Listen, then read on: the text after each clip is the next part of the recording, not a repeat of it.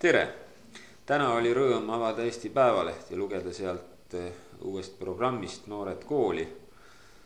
Ma tahaksin väga esile tõsta Artur Taeveret ja teisi, kes on selle kava väljamõtlemise taga ja kes seda ellu viivad.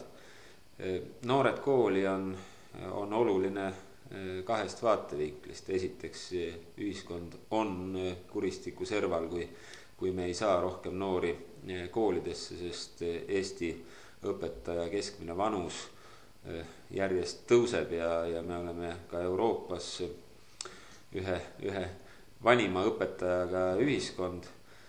Mis puudutab seda, kas vanad või vanemaealised õpetajad on head või halvad, ma ei tahagi sellest rääkida, lihtsalt ükskord nad lahkuvad koolist ja meil jääb kooli lünk, sest iga aasta läheb kooli selgelt liiga vähe õpetajaid.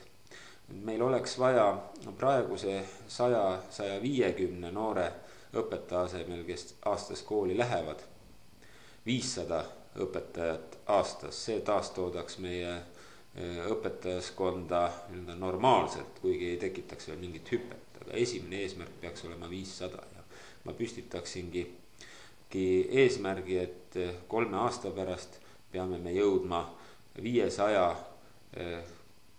kooli ametisse mineva noore algaja õpetajani aastas, kes peale õpinguid, ülikooli õpinguid kohe läheksid õpetajana tööle.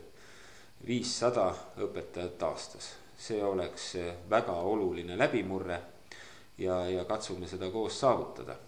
Isamaa ja Res Publica Liit on välja pakkunud ka noore õpetaja stardikapitali idee ja me valitsusse minnes kindlasti teeme selle ära, mis annaks 200 000 krooni ühekordset toetust igale noorele õpetajale, kes kooli läheb, ja kui ta mõneks ajaks kooli jääb, siis tal ei tule ka seda riigile tagasi maksta. Kui ta kiirelt koolist lahkub, siis vormistatakse laenulepinguna selle summa tagasi maksmine. Aga see 200 000, mille me oleme välja käinud, võib ju lähiaastatel ka tõusta. Ja koos selle kavaga, mida Artur Taevere on välja pakkunud ja mida sisaldab endas Noored kooli programm, oleks see juba selge mõjur, mis hakkaks tõmbama ja tirima noori koole. Nii et see on ühiskonna seisukohast lähtudes. Võtkem endale suured eesmärgid.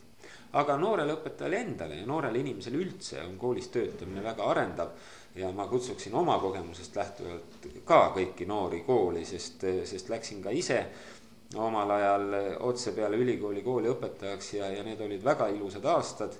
See oli mulle väga arendav ja ma loodan, et ma andsin ka osa oma energiast kohalikele lastele ja üldse kohalikule ühiskonnale rõngus.